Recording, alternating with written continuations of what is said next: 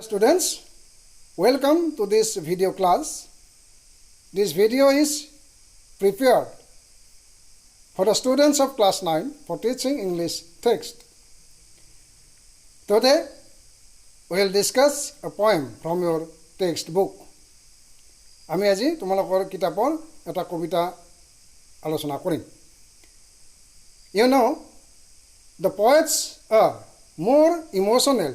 The poets are more sensitive rather than the common people. আমাৰ সৰ্বসাধাৰণ মানুহতকৈ কবি সকল বেছি সংবেদনশীল, তেওঁলোক বেছি আবেগপূৰ্ণ. They like to stay, they like to live in the midst of nature rather than the chaotic civilized society. আমাৰ এই হুলস্থুলীয়া সভ্য সমাজতকৈ তেওঁলোকে এই প্ৰকৃতিৰ মাজত থাকিয়েই ভাল পায়. So, today we will discuss the poem The Lake Isle of Innisfree from your textbook. Please open your textbook at page number 54. The Lake Isle of Innisfree, written by William Butler Yeats. Written by William Butler Yeats. আমি এই কবিতাটো আলোচনা কৰিম. Here, Innisfree is an island. Innisfree is a small island. It is not an imaginary island of the poet. It is kalpanik nohoy kobir. This is a real island. It is situated, it is located in the lake called Lough Gill. Lough Gill namor eta hrodor mazot this island is located. Ar kon dekhor? In the country of Sligo. Sligo dekhor Lough Gill namor eta hrodor mazot this island is situated. এই Innisfree islandটো অৱস্থিত আৰু এই আইল্যান্ডটো এই দ্বীপটো it is full of nature, full of beautiful views, full of beautiful scenery of the nature. So the poet wants to go from this society to live in that island. Let me recite the poem first.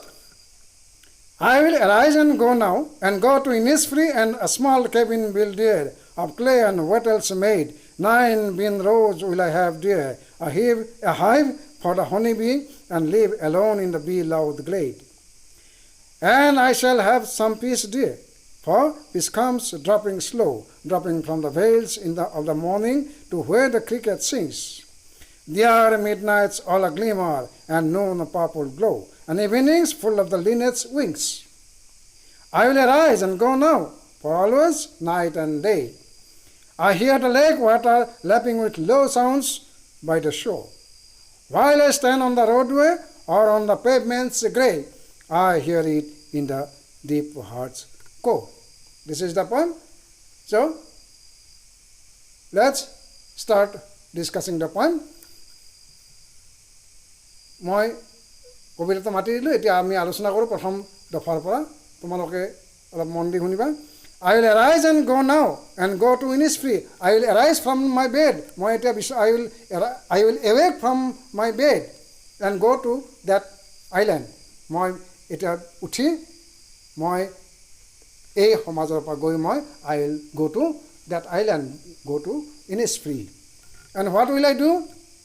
তাত মই কি কৰিম?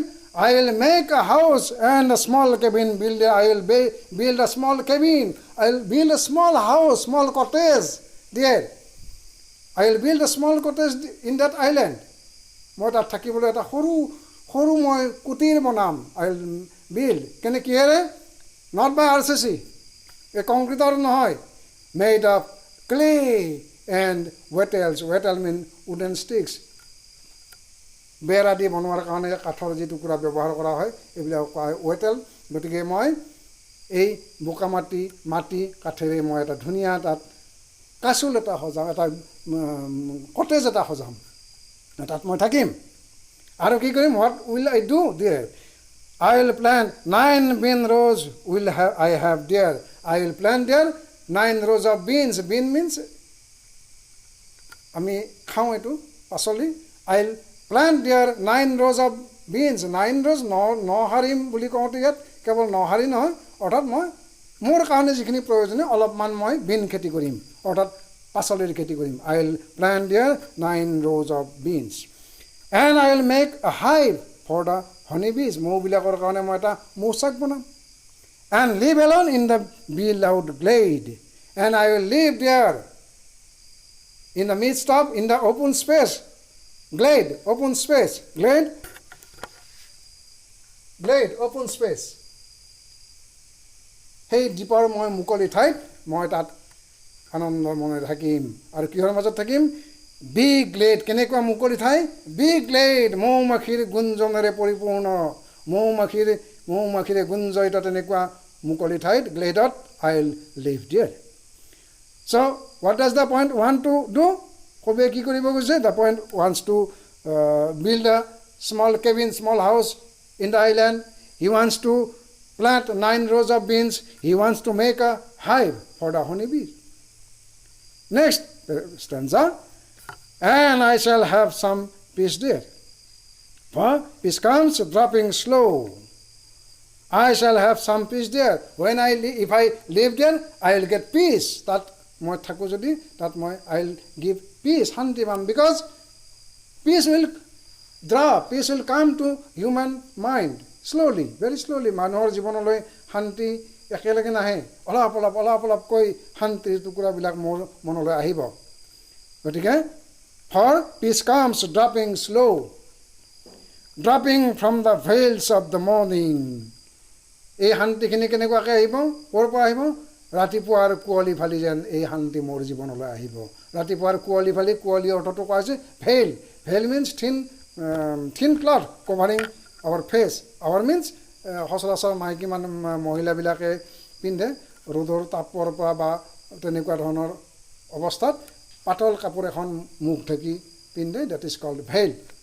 ইয়াত ৰাতিপুৱাৰ veil বুলি কোৱা হৈছে কি? কুঁৱলী ফালি। ৰাতিপুৱাৰ কুঁৱলী ফালি মোৰ জীৱনলৈ যেন শান্তি আহিব। কেনেকুৱা ৰাতিপুৱা? where the cricket sings. যি ৰাতিপুৱা সময়ত ক্ৰিকেটবিলাকে গীত গায়। ক্ৰিকেট মানে ইয়াত আমাৰ ক্ৰিকেট খেল নহয়। Cricket is a kind of creature, insect. It is আমাৰ ক্ৰিকেট এবিধ প্ৰাণী, আমাৰ উইচিৰিঙা বুলি কোৱা হয়। উইচিৰিঙাবিলাকেও গান গায়। যি ৰাতিপুৱা উইচিৰিঙাবিলাকেও গান গায়, তেনেকুৱা ৰাতিপুৱা মোৰ জীৱনলৈ শান্তি আহিব। Dear midnights. তো what does the poet hear? কবিয়ে কি শুনিব আহি দ্বীপটোত? The poet hears the singing of the crickets in the morning. Dear midnights all a glimmer and noon a purple glow. The poet will see. I will see. Midnights all a glimmer. Glimmer means faint light. অস্পষ্ট, খুব পাতল পোহৰক কোৱা হয় glimmer, faint light.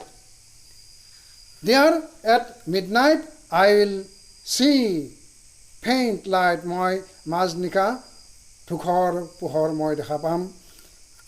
What does the আৰু কি দেখা পাম? At noon a purple glow. purple ৰঙচুৱা, ঠিক ৰঙা নহয়, ৰঙচুৱা মই আভা এটা দেখা পাম, glow. And evenings full of the linnets wings. আৰু সন্ধিয়া কি দেখা পাম? লিনেটবিলাকে উৰি থকা দেখা পাম। Linnet it is a kind of beautiful bird, linnet. So what will the poet see? What does the poet see? The poet sees glimmers at midnight. The poet see purple glow of the sun. At noon the poet sees the linnets flying in the sky in the evening. Last stanza. I will arise and go now. I will arise, মই উঠিম, and go now, মই তালৈ সেই দ্বীপটোলৈ যাম। I will go there. For always night and day and night, that means all time I will go there. I live there in the lake in Innisfree. I hear the lake water lapping with low sounds by the shore.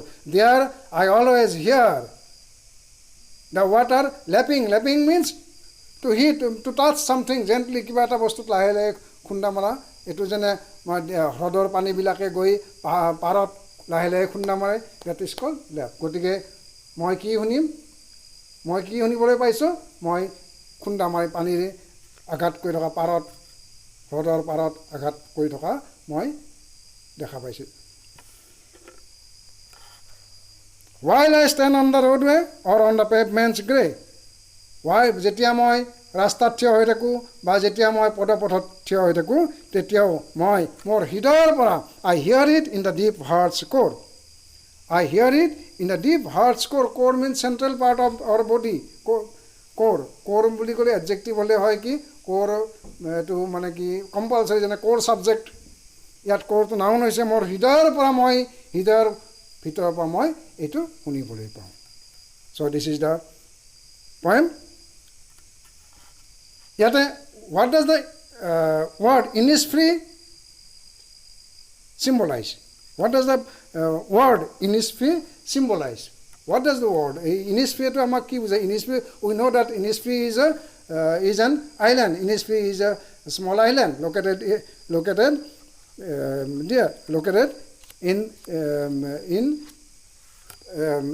in a lake but what does the word symbolize Innisfree symbolizes our peace Innisfree symbolizes the tranquility Innisfree symbolizes this word symbolizes peace and a simple life which is rather better than the chaotic civilized society আমাৰ এই যেটো সভ্য সমাজৰ ধামখমীয়া আমাৰ হুলস্থুলীয়া সভ্য সমাজতকৈ এই Innisfreeটো বেছি আমাৰ Innisfree আমাৰ শান্তি দিব পাৰে সেইকাৰণে Innisfreeটো হেতুকে বুজাইছে The poet wants to live in the beautiful nature কবিয়ে এই ধুনীয়া প্ৰকৃতিৰ মাজত থাকিব বিচাৰিছে Innisfreeৰ মাজত থাকিব বিচাৰিছে apart from the drone of the civilization apart from the noise of civilization আমাৰ এই হুলস্থুলীয়া সভ্যতা হুলস্থুলীয়া সভ্য সমাজৰ পৰা আঁতৰি গৈ তাত থাকিবলৈ খুজিছে this is mean by Innisfree so I hope you have enjoyed this poem মই আশা কৰিছোঁ তোমালোকে এটো বুজি পাইছে try to write down various questions and various answers in your notebook I hope meet you again thank you